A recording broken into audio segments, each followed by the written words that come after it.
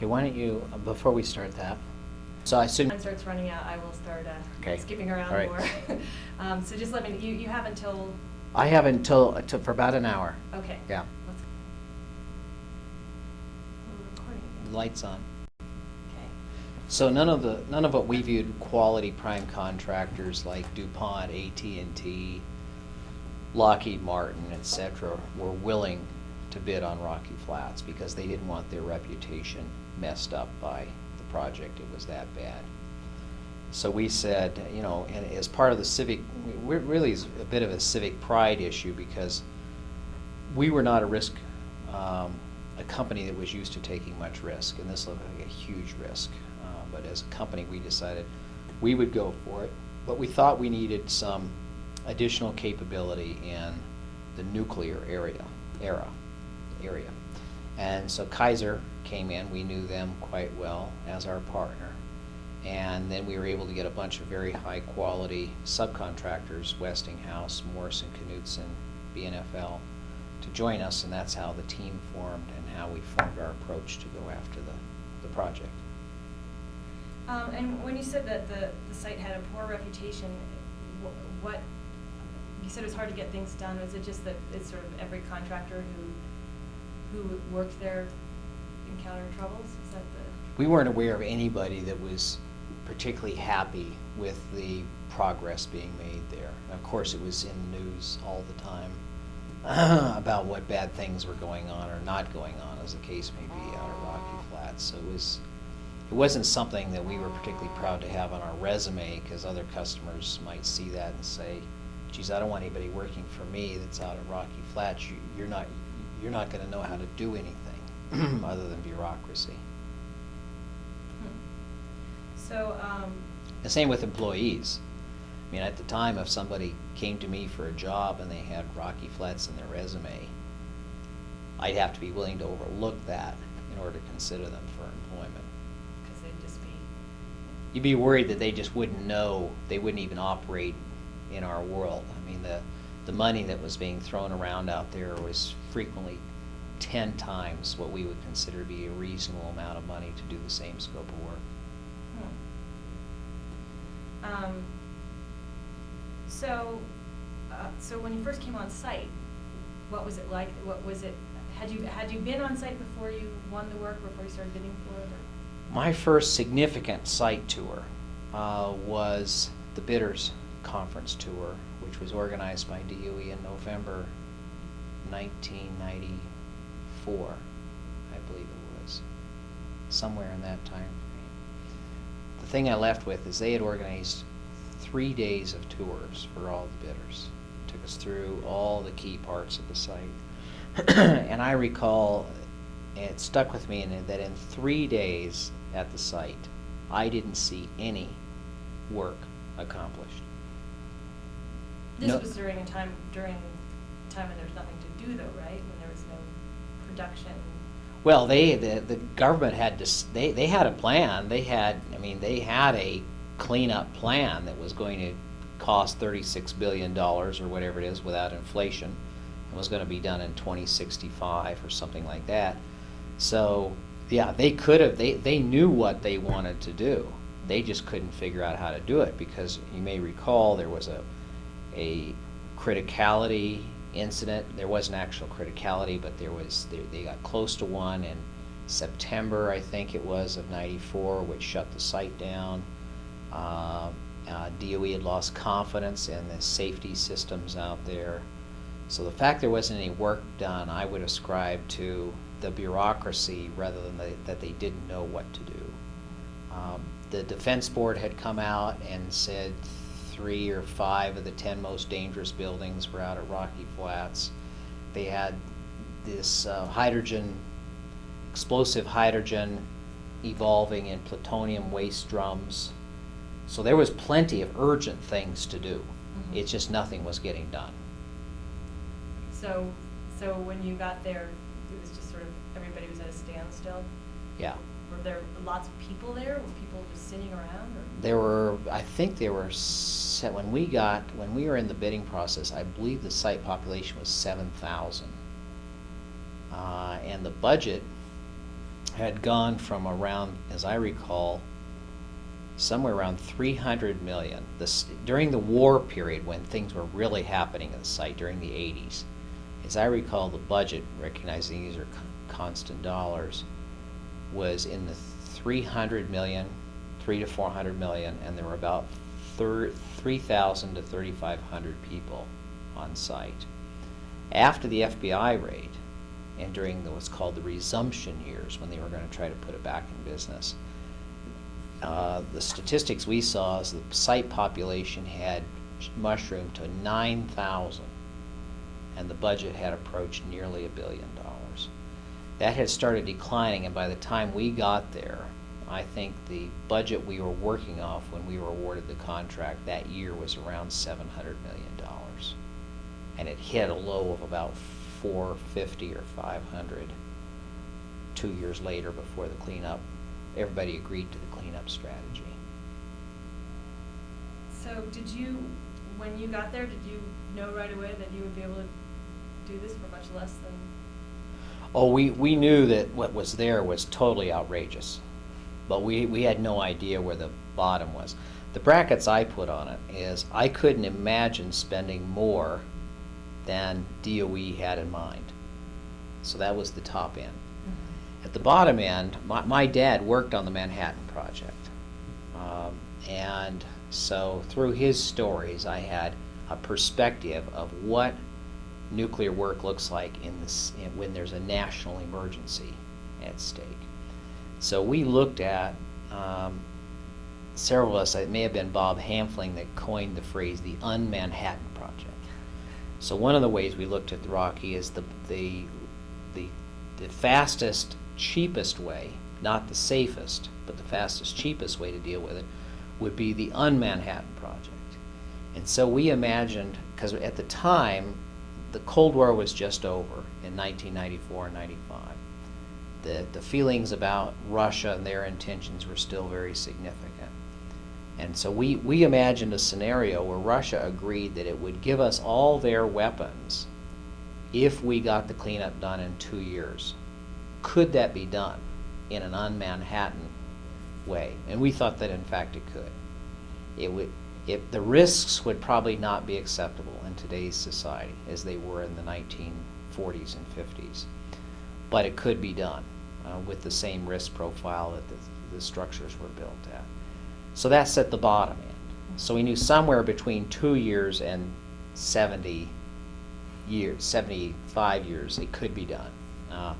We started off right away with then, during the proposal, we looked at only the first 5-year tranche of that. That was our scope. But then we started quickly, with the support of Mark Silverman in particular at the site, looking at a complete closure plan for the site and how long that would take. And did it line up with what happened?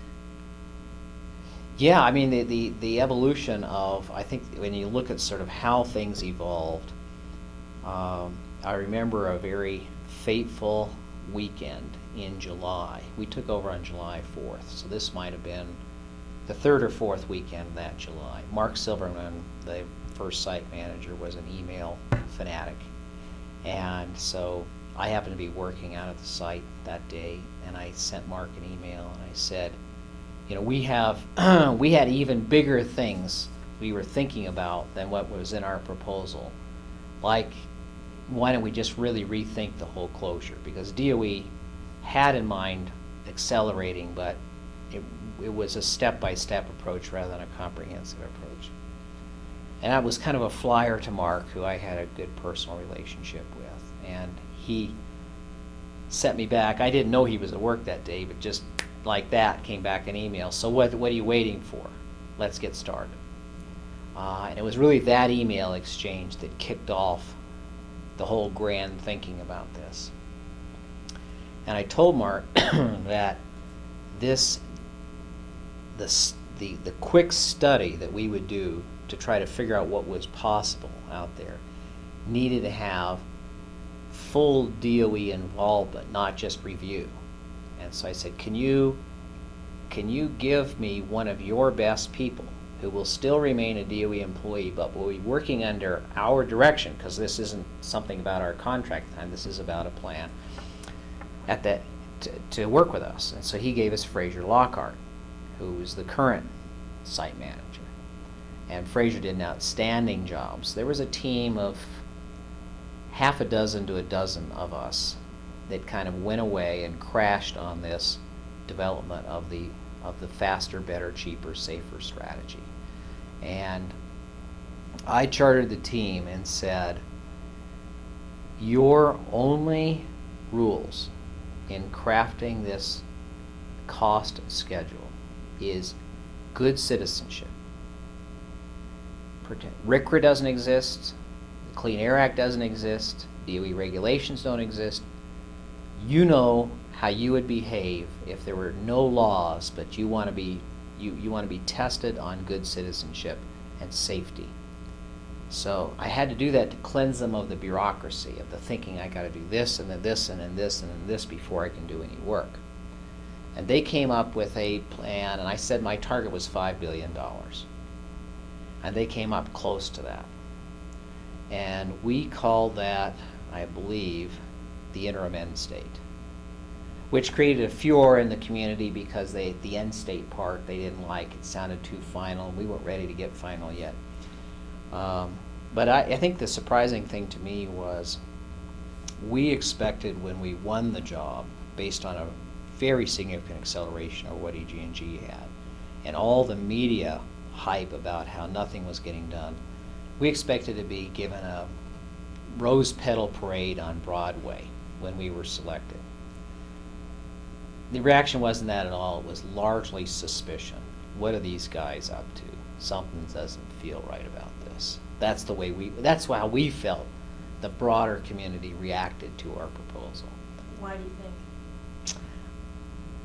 I think because in a perverse sort of way, even though if you asked each stakeholder group of, say, 50 stakeholder groups, regulators, everybody out there, during the EG&G era, what did they hope would happen? You would get a consistent answer. I'd like this thing cleaned up and closed soon, safely. But when you got to the next level down about how, you had everybody diverging. And so I think the scary thing is once we had signed up and said, we're for the top tier, they became frightened of the next tier. What's that mean about jobs? What's that mean about my job? Whether I'm a regulator, a customer, DOE, an activist. There was a huge economy tied up in the way things were going on at Rocky Flats. And I think breaking that up was difficult. And breaking up is the wrong choice of words. It was really showing how alignment around the goal everybody wanted at the first level really was in everybody's best interest, because at the second level people didn't think it was in their best interest to actually move forward on it. And that took a lot of courage by everybody. I mean, you can imagine if you're one of the workers out of Rocky Flats, you're far better off, even though it's no fun economically, with the 2065 plan, right? Your whole career, your kid's career, maybe your grandkid's career is all paid for out there. Now you got to work yourself out of a job, and the better you are, the sooner you're unemployed. That's a hard thing to do. But I think at the end, there was just a variety of factors that stimulated everybody into alignment. It turns out I'm a believer that there are very few truly bad people in this world. And we noticed when we, unfortunately, had to do a huge layoff the first day we took over. 1,200 people were not invited to come to work on the second day of our contract. But I saw those 1,200 people, many of them I got to know, and they came back just weeks later with these brilliant ideas and a sense of enthusiasm. And I said, why didn't we get that from them when they were here? And the system was smothering them. And so just by unleashing the people and letting them work, humans like to work and be creative, and our job was simply to turn them loose. So you talked about the comprehensive plan versus the step-by-step that was in the 2070. Can you explain that a little more, what you guys were able to do, how you're able to accelerate it so much?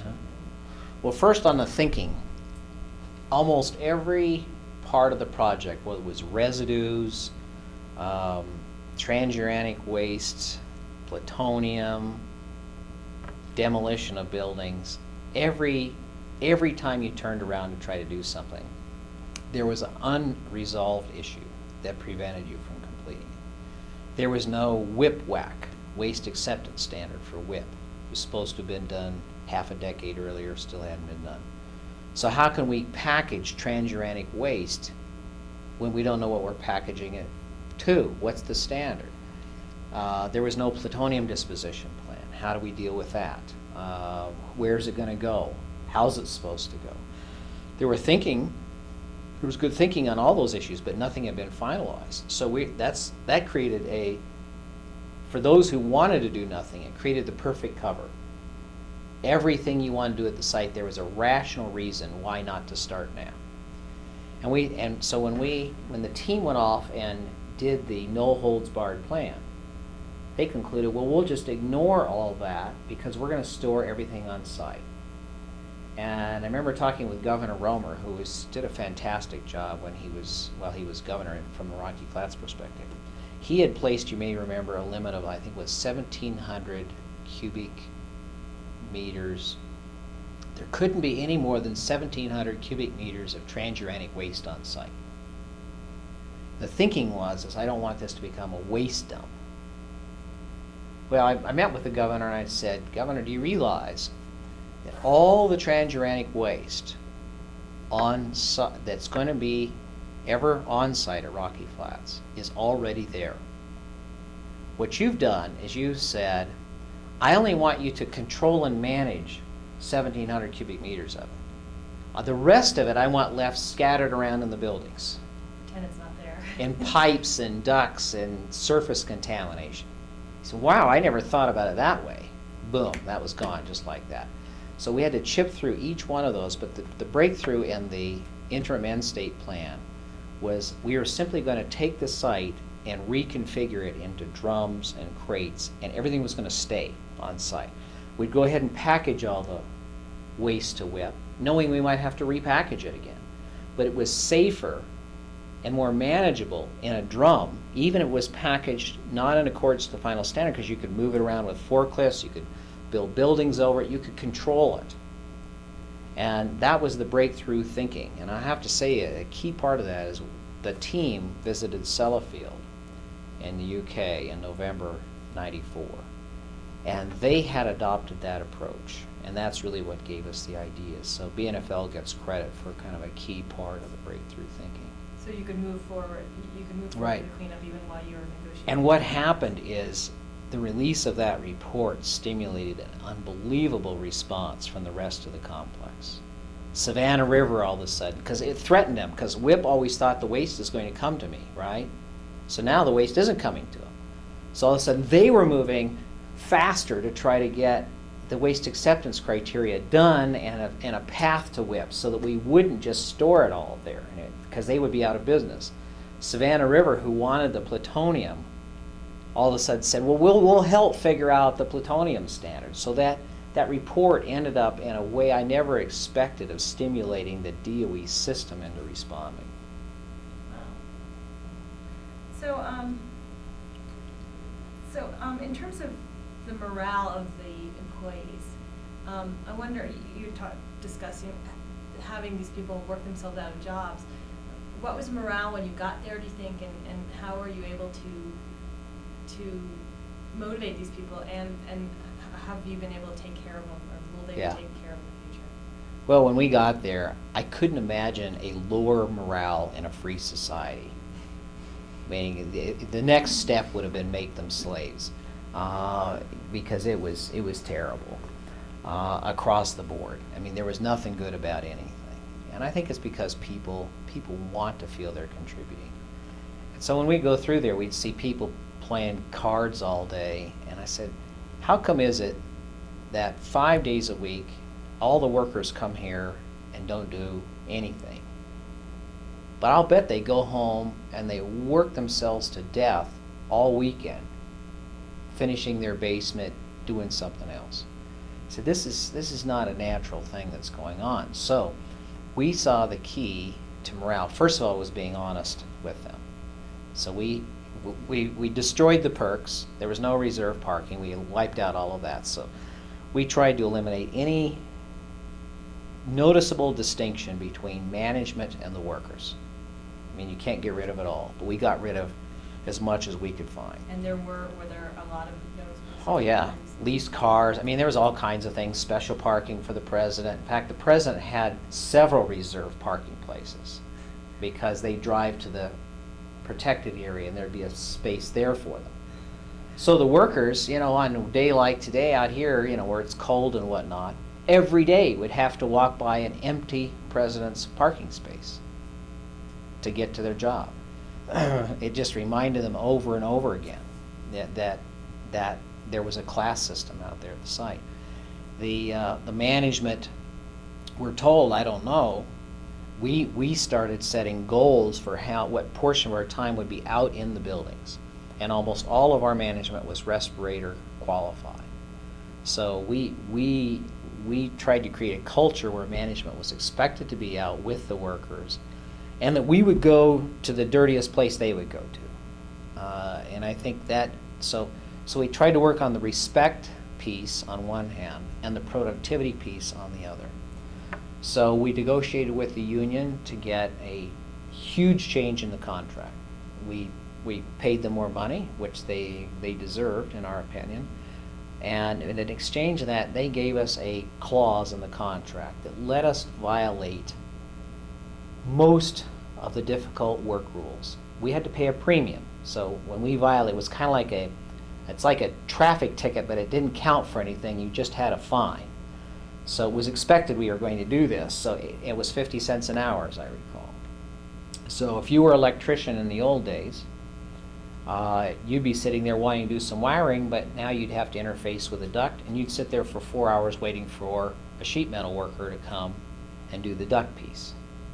Well, that's pretty demotivating, right?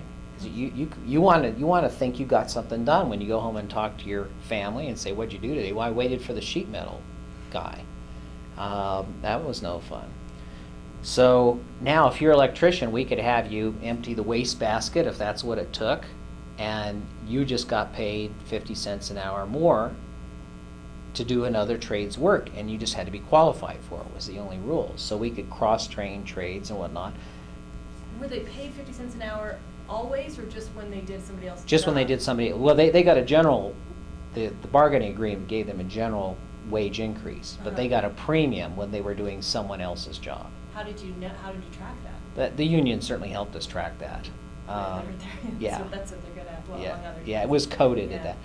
And I think we ended up developing a fantastic relationship with the union. And at the end of the day, they were the ones, I left the site in 2001 when I went to DOE.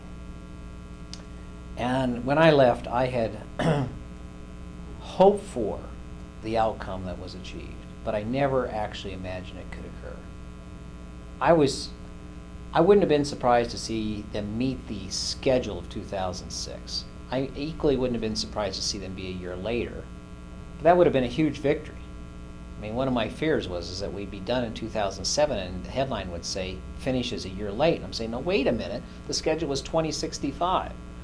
But they exceeded my wildest dreams, and really at the end of the day, it was the hourly workers that got it done with the support of us and DOE and the community.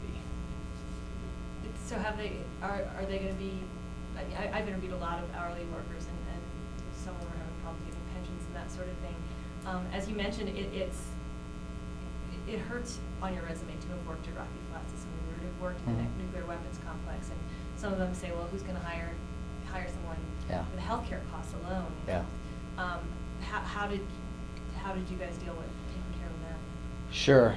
Well, just to close back on the last one, so on the motivation, what we did is we got respect, or at least more of it, and I won't claim that there's ever 100% respect between hourly and executives, And we put them to work by getting rid of the stuff in their way. And so that's what changed the morale for everybody, I think.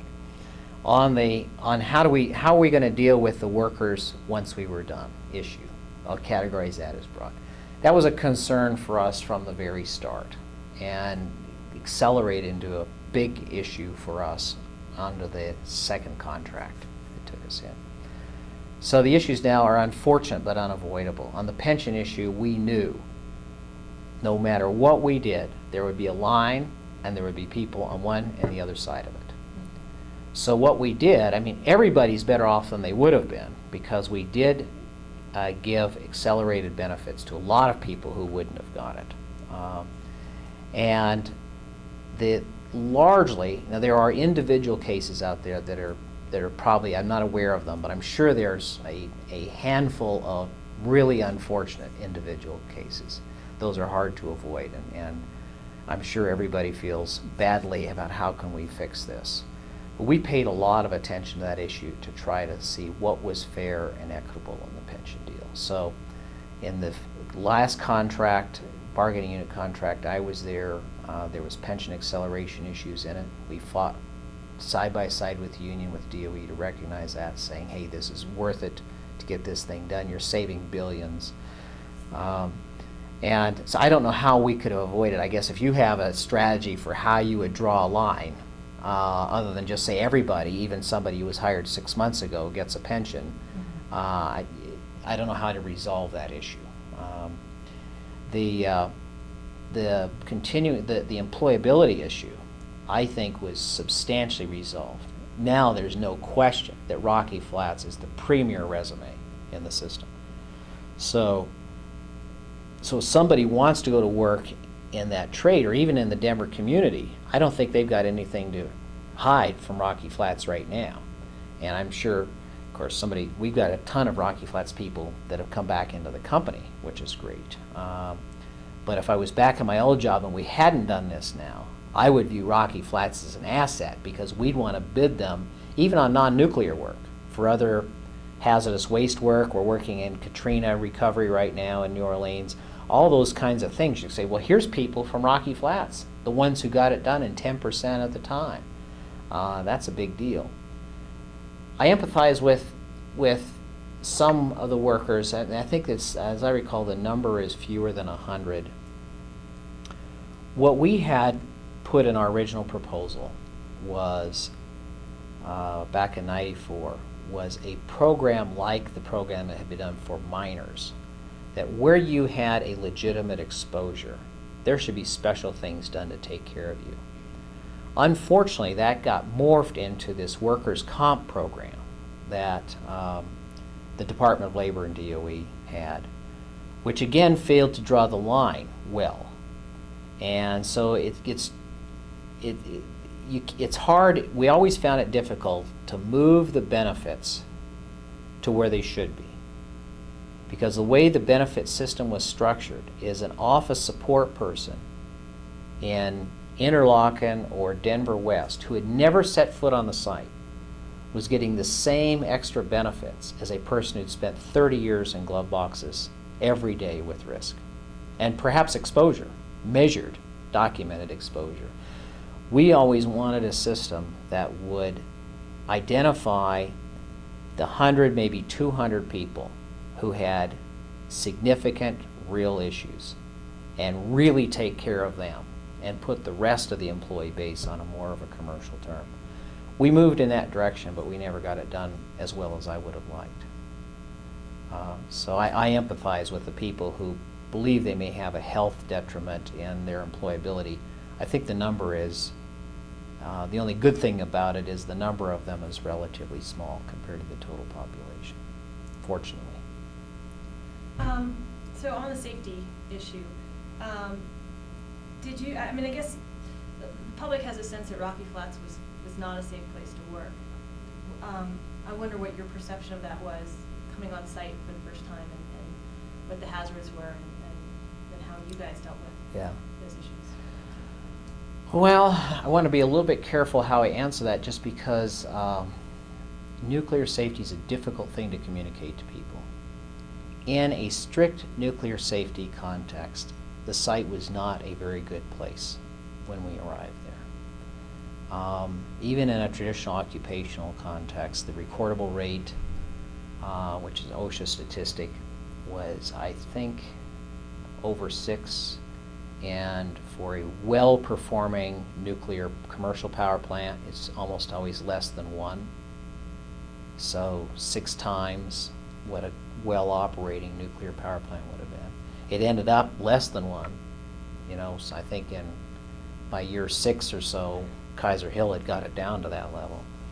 But less than 1 is very significant. That means that the overwhelming majority of employees would not have a single injury in an entire career.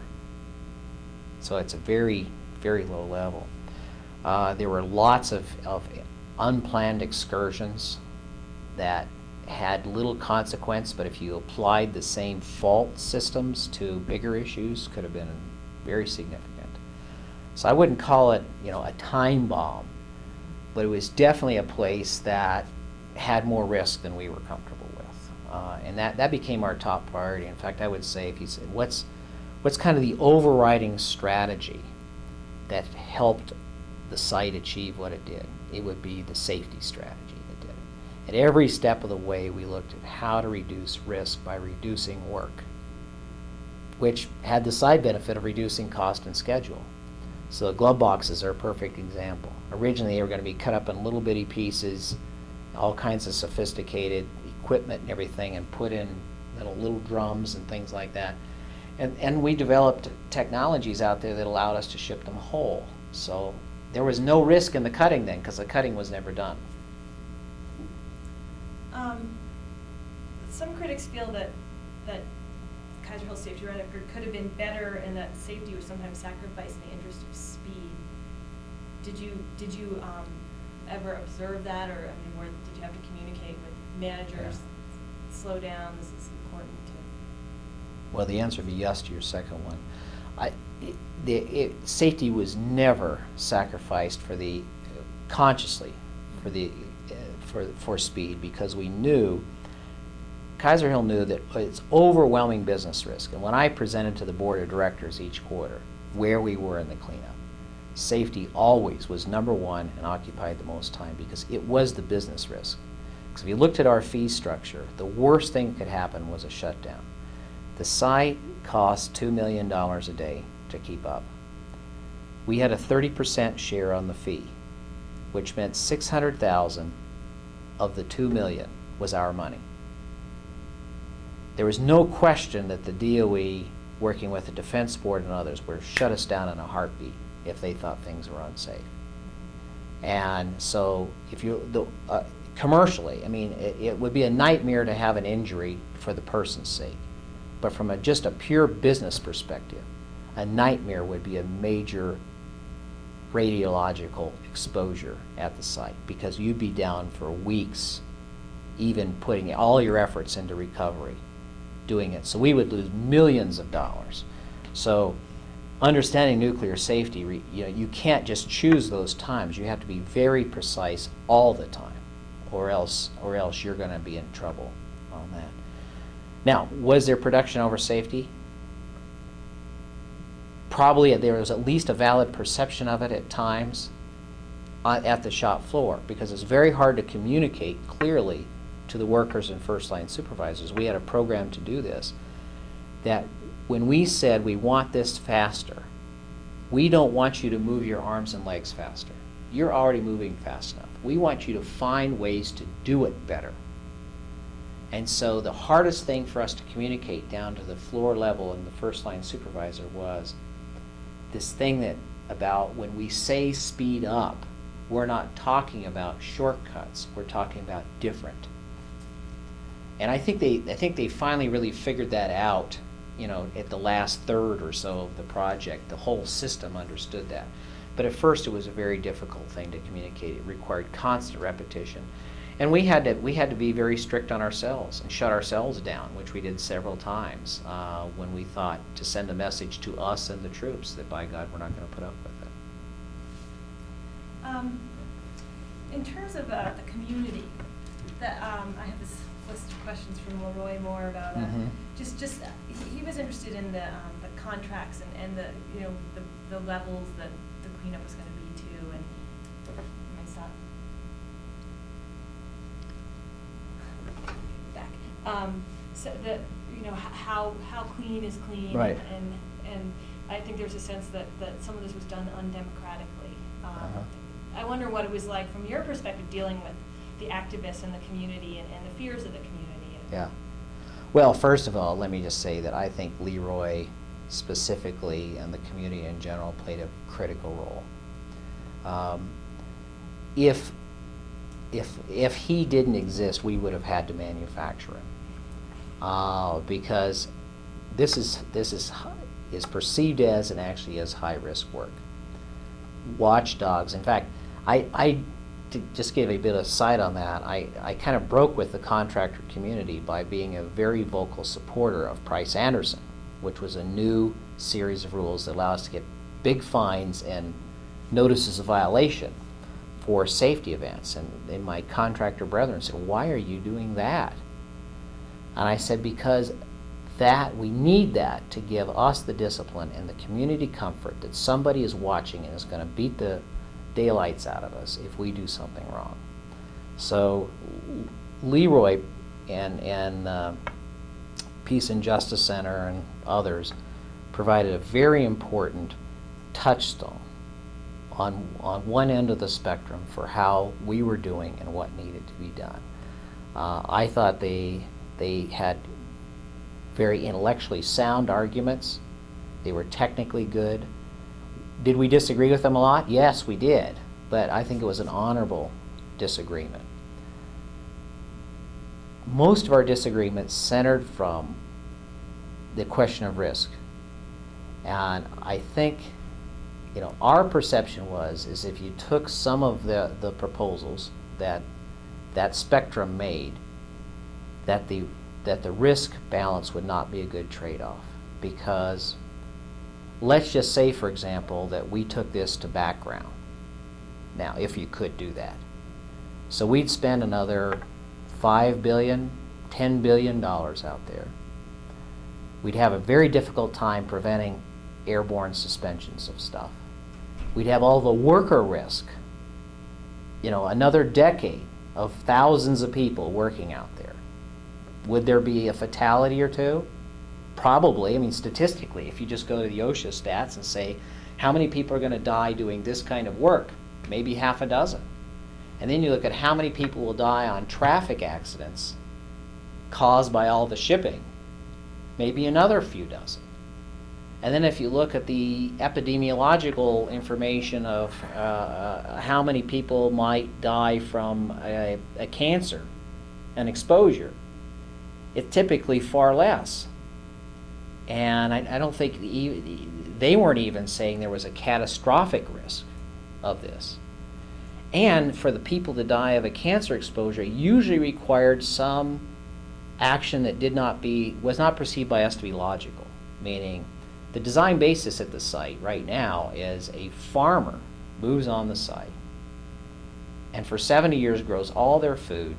At least it was when I left. That may have changed since I left. So I don't want to get criticized by EPA for misrepresenting this, but even EPA said this was ridiculous. So accidentally a farmer, somehow all this is gone and this becomes like Love Canal and people forget there used to be Rocky Flats. Moves on site, lives 70 years, drinks all their water, grows all their food right there in the hottest spot left on the site, and they have a 10 to the minus 4 cancer risk. If you look at the sequence of events that had to happen to get to that risk, it's almost improbable.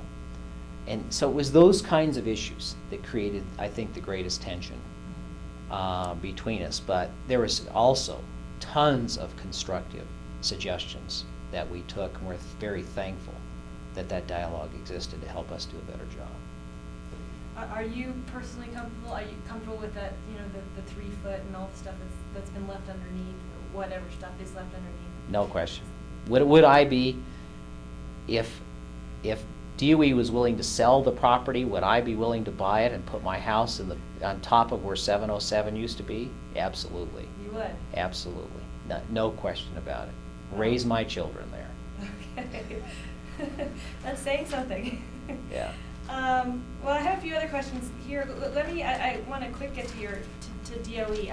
I understand, I had initially thought that you had some role in overseeing the cleanup from the DOE perspective, but did you have to recuse yourself? Oh, totally. Yeah. In fact, the irony is, when I left DOE and spent 6 months thinking about where I wanted to work, CH2M Hill was probably the ethically cleanest place on the planet I could come to work, because I had totally recused myself from everything to do with the company.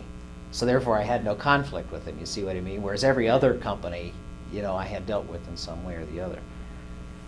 So I had nothing to do with Rocky Flats. any perspective from did you get any sense of what Rocky Flats was like from the DOE point of view? Oh, sure, yeah, because I was able to read in Energy Daily and Weapons Complex Monitor how the cleanup was progressing, so there's public knowledge there. And in charge of the rest of the cleanup, the parts that CH2M Hill was not involved in, clearly the lessons from Rocky were used extensively in that. And there was little question that Secretary Abraham felt that Rocky Flats was the future of DOE and the cleanup program, the flagship project. I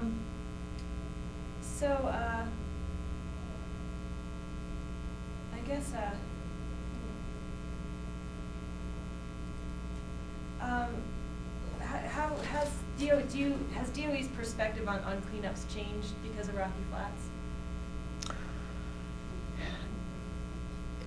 Well, the answer would be yes. I'm trying to think of how. I mean, they know that much more is possible.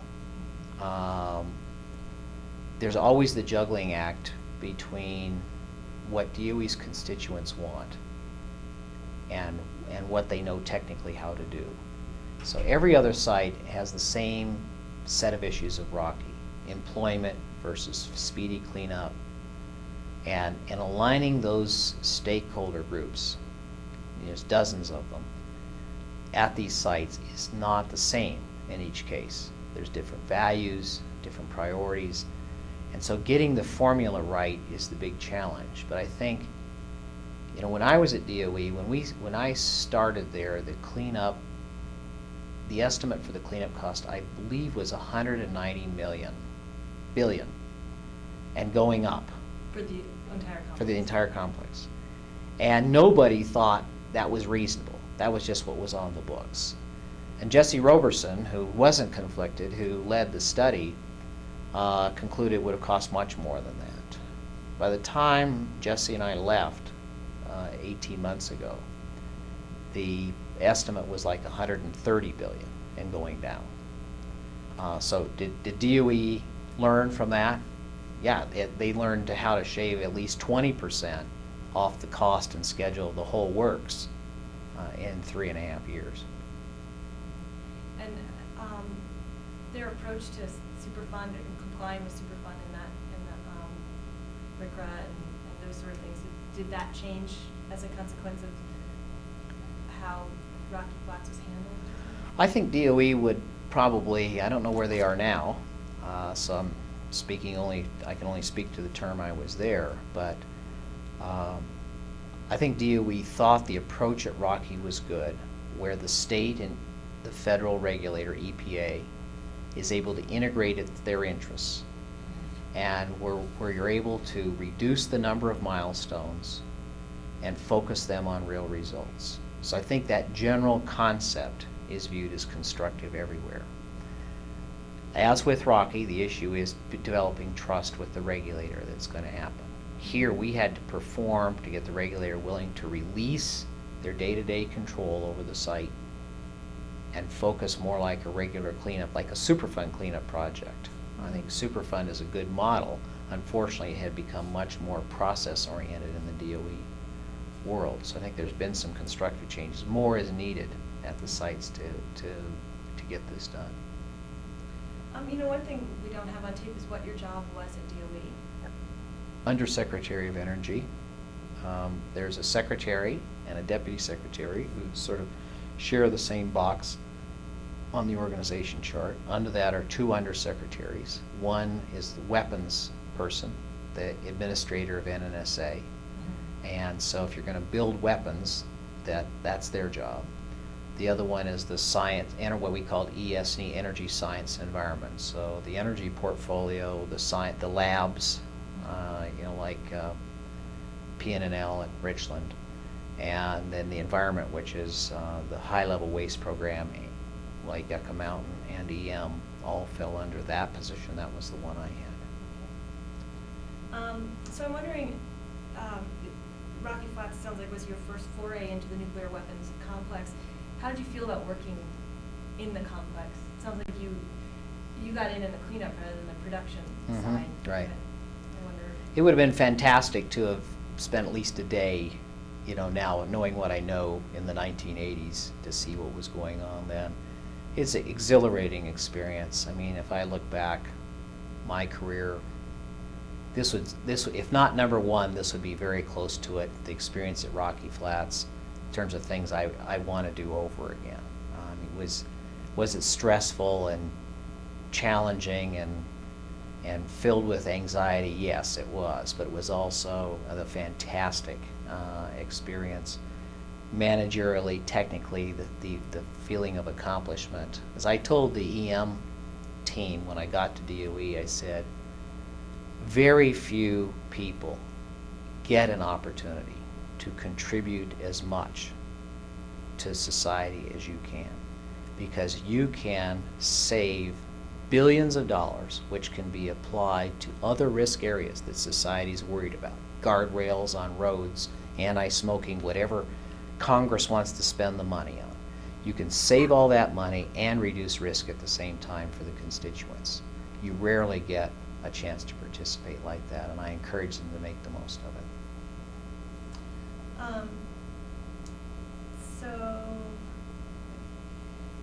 So how did you like your job at DOE compared to working in the private sector? I was admittedly, I was very uncertain about it. I wondered whether I'd last through the first day.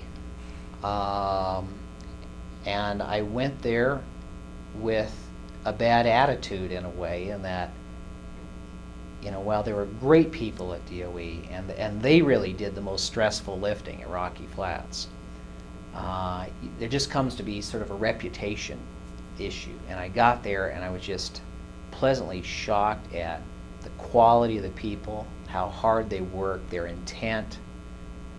It was kind of like Rocky Flats when I got there, in that you realize that these weren't bad people creating these outcomes. It was the system, and they were ready to go.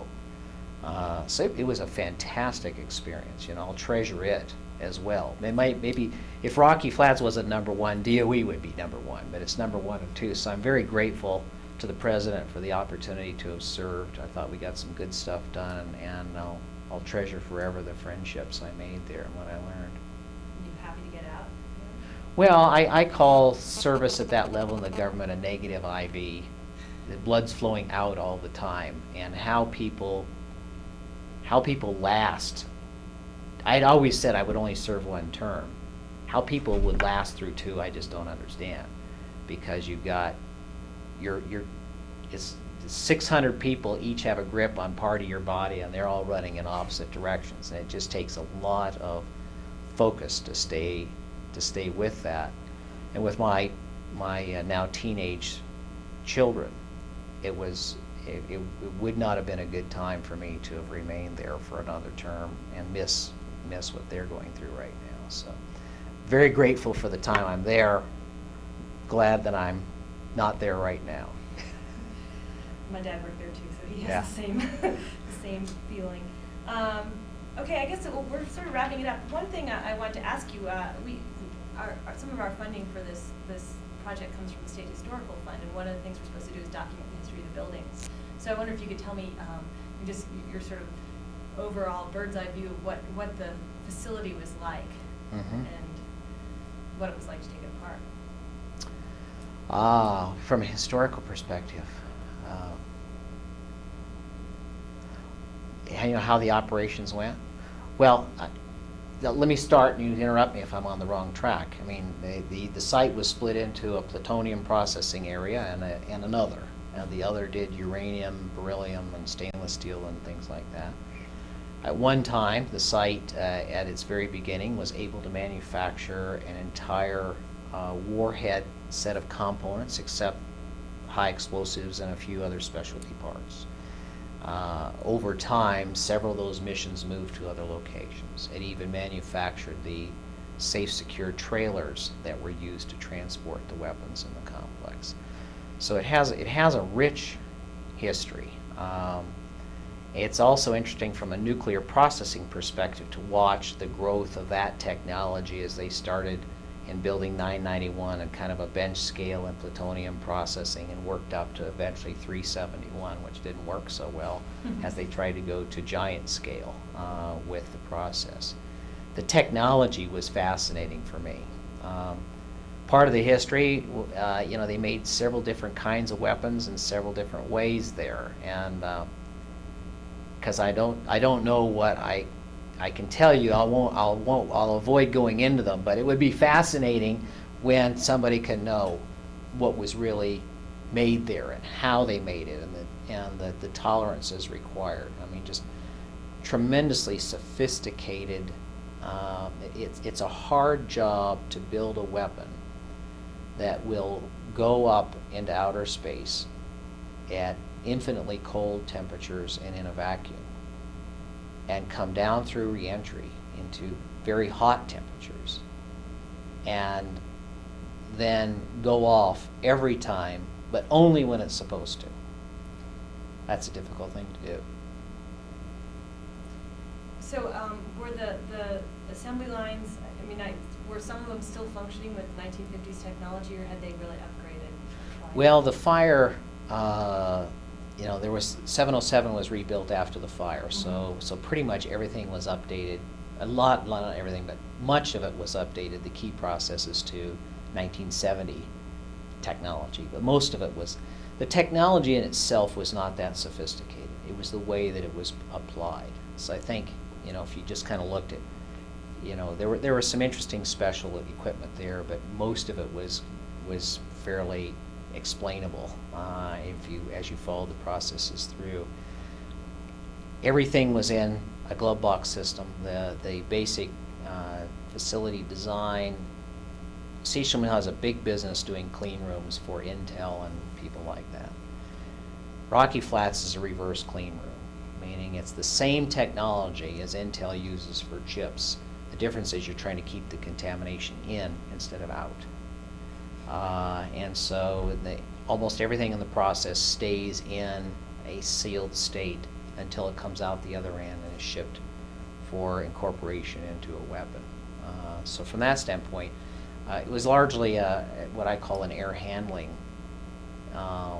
technology at its core of how do you keep the contamination where it's supposed to be.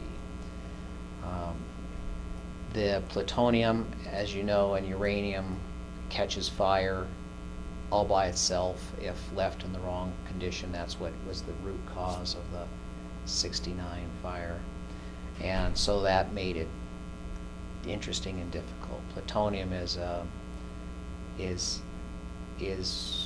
harmless as long as you don't get it in your body, essentially, but it will go into air with surprising ease, which creates the major safety issue, and the plutonium on the head of a pin will seriously contaminate a lot of people. So that made it especially dangerous. It's a lot harder to work with than uranium.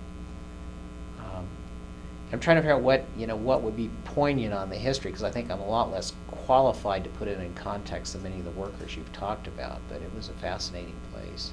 Well, here's the question. Did you have a favorite building just from a maybe historical perspective, like crazy Cold War architecture, and then what was the biggest challenge to clean up? Well, I think 771 would certainly be high on the list on both of those. It represented the sort of the bad old days in a way of, the free-for-all weapons production. You had the infinity room. You had a lot of mistakes that were made in that building. Fortunately, none of them with huge consequences. 76 was where the fire was, but it was less interesting of a building, I think, than 71, which was liquids processing. I suspect 881, which was the underground Cold War building, was also interesting. By the time we got there, it had been deactivated and reconverted to the extent that it was less interesting to us, but I'm sure if we'd been around from the early days. 71 also was our highest risk in estimating cleanup costs because we really had no clear idea what we were going to find as we worked our way through it. It turned out that it had less underground contamination than we thought, which was a good, pleasant surprise. And less in the ducts and everything too? Or? The ducts were pretty crapped up, but by the time we got there, we sort of figured out how to deal with that. Mm-hmm. And in the infinity room as well, and it also contained some huge, thick, shielded glove boxes that were problematic. And so we were able to eventually work our way through all those issues.